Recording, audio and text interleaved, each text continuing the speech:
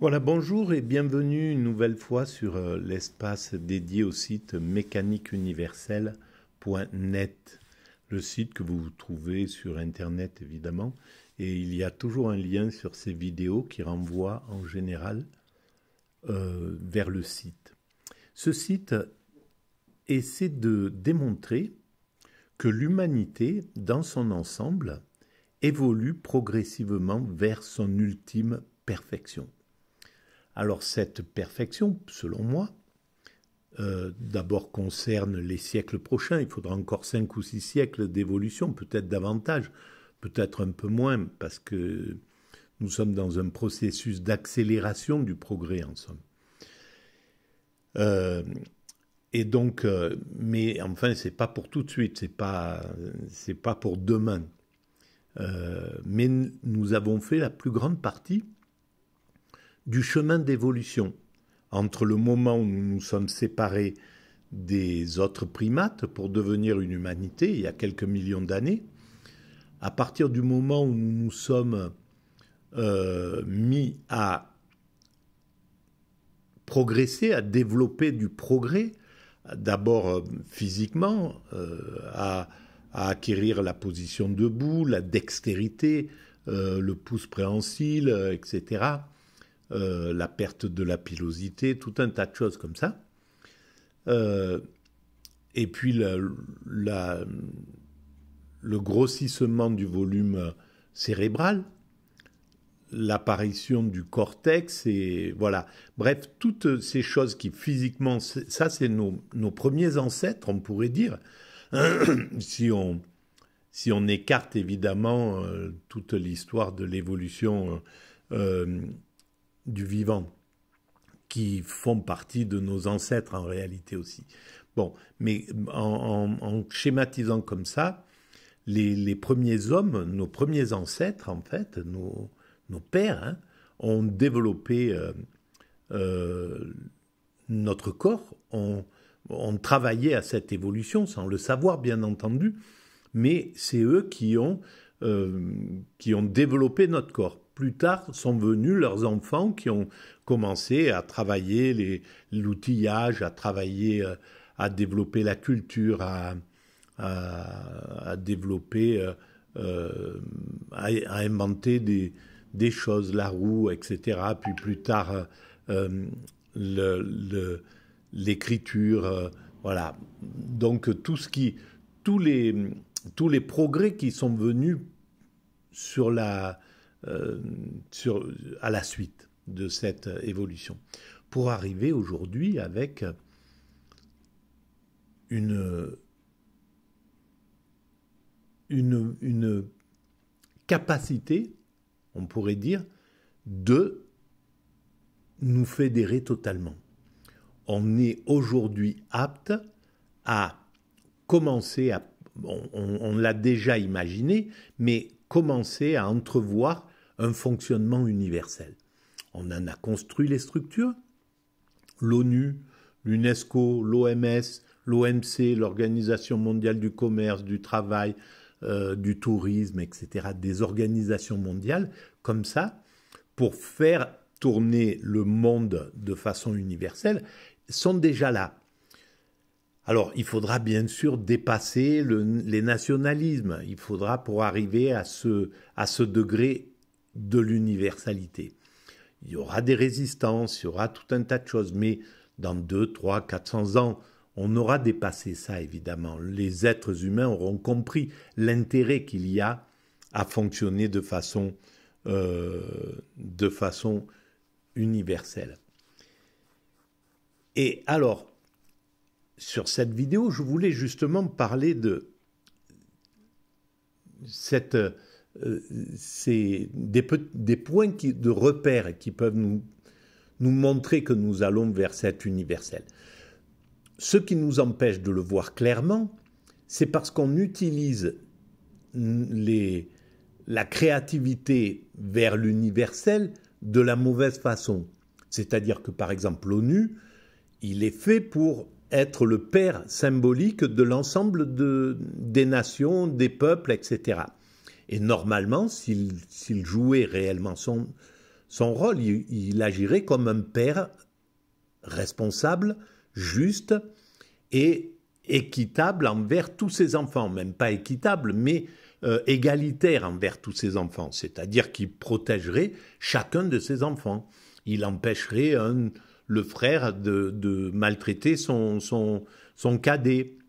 Il empêcherait un frère de manipuler le petit frère pour qu'il aille taper un autre de ses frères. Ce qui se passe entre les États-Unis, l'Amérique, elle protège par exemple Israël qui ne veut pas donner clairement un espace à son petit frère, les Palestiniens. Voilà. Et bien ça nous empêche de comprendre que l'ONU, sa vocation, c'est celle d'être un père. Normalement, il devrait être au-dessus il devrait dominer son fils aîné, qui est l'Amérique. Voilà, il a 2 ou 3 fils aînés, la Chine, l'Amérique, etc. Bon, voilà.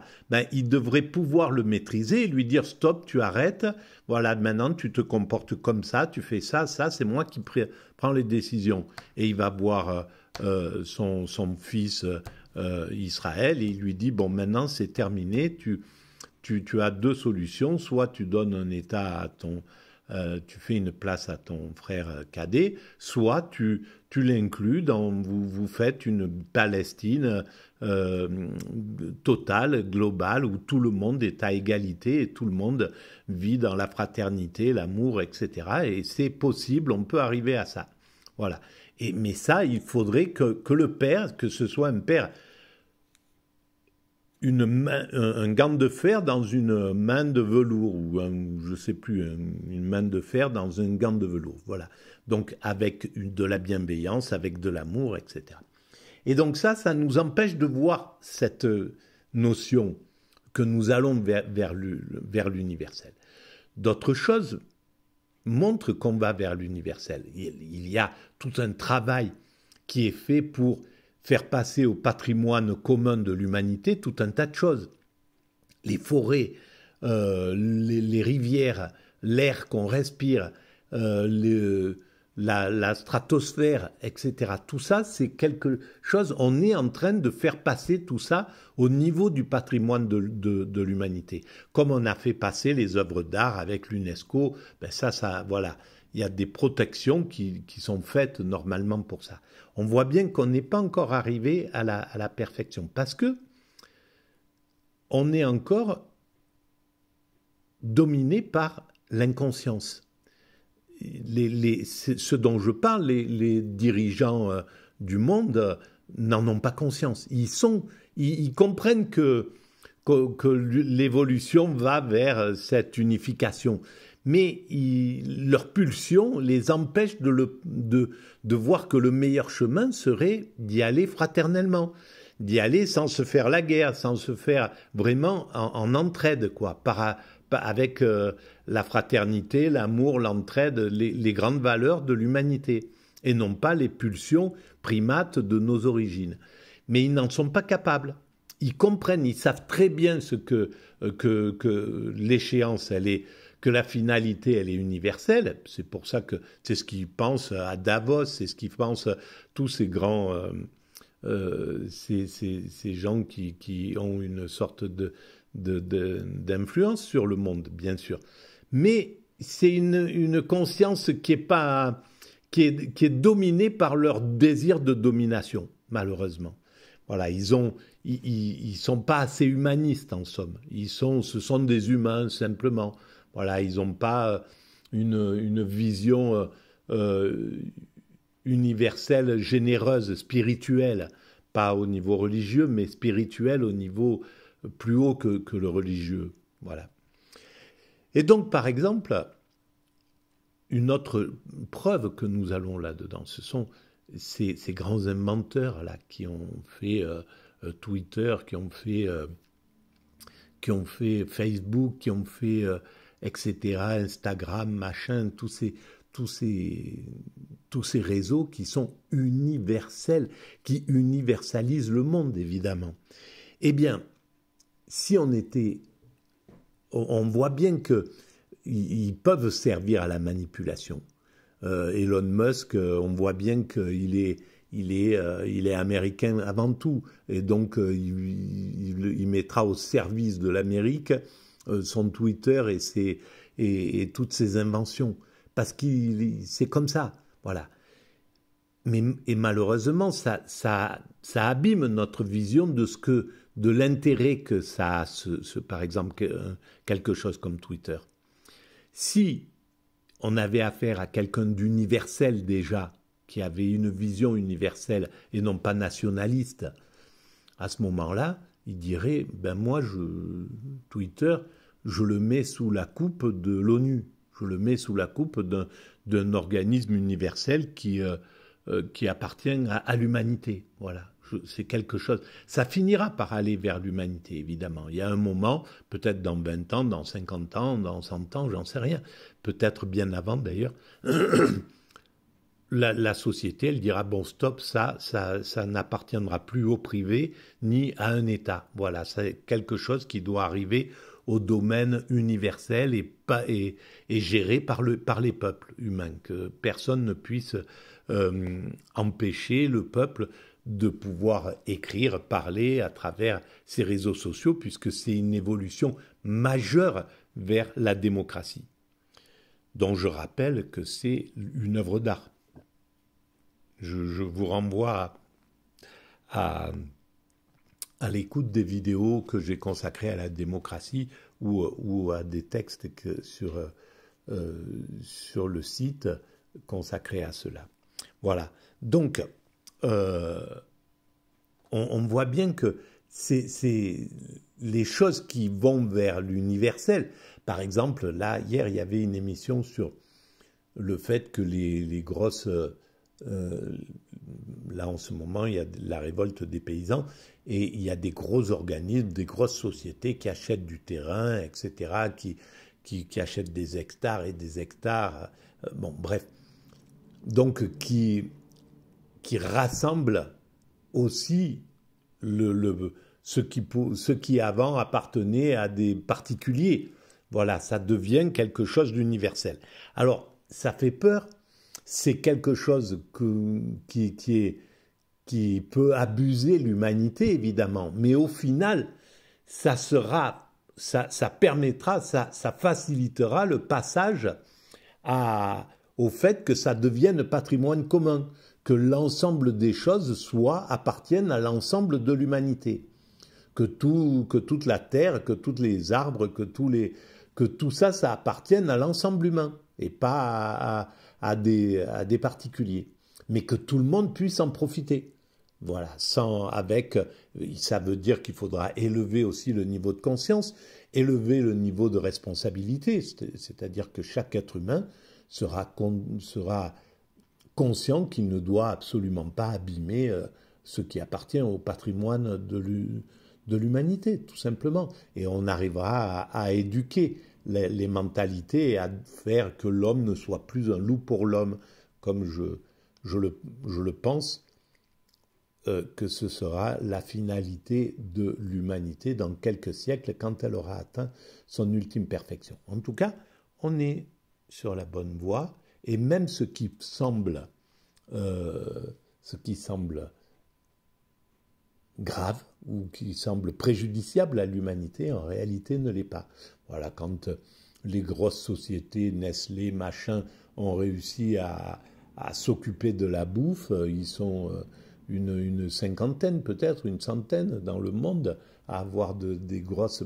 c'est déjà... Voilà. Et le final sera qu'il y aura un système qui organisera ça pour que chaque être humain ait de quoi se nourrir partout sur la planète, voilà, et que tout le monde soit... et que ça soit gratuit, bien entendu. Donc tout ça, c'est des facilitateurs pour arriver à cet état de perfection.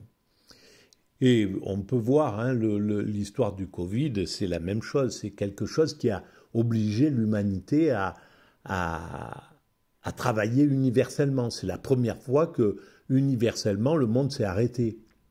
On a réussi à arrêter le monde. Voilà, donc on voit bien que tout ça, c'est fait pour apprendre à l'humanité à aller vers cette universalité. On n'y échappera pas.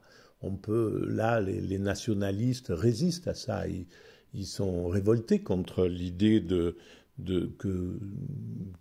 qu'on passe, que le national diminue dans la mentalité au niveau et passe au niveau du mondial. Mais la jeunesse, elle est consciente que c'est l'universel qui prédomine.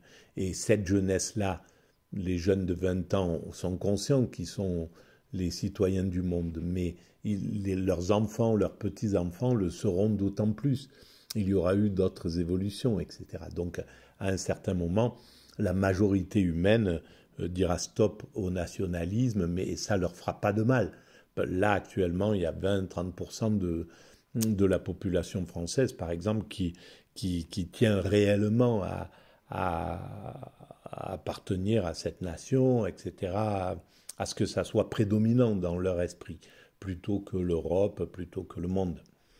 Mais c'est quelque chose qui est destiné à être dépassé. Voilà. Alors, je vais arrêter là pour cette vidéo, et puis je vais vous dire merci de votre écoute. Si vous pensez que ces idées un peu atypiques nées d'un cerveau autiste Asperger ont un peu d'intérêt universel, vous pouvez mettre des pouces, des avis, vous pouvez vous abonner à la chaîne, ça fait évoluer la visibilité. Vous pouvez envoyer les liens à vos amis, et vous pouvez aller visiter l'espace mécanique universel, mon site, qui est sur Internet. Il y a toujours un lien en bas des vidéos. Et puis, vous pouvez laisser des commentaires. J'y réponds systématiquement quand il n'y en a pas un qui m'échappe. Voilà, je vous dis merci et à très bientôt.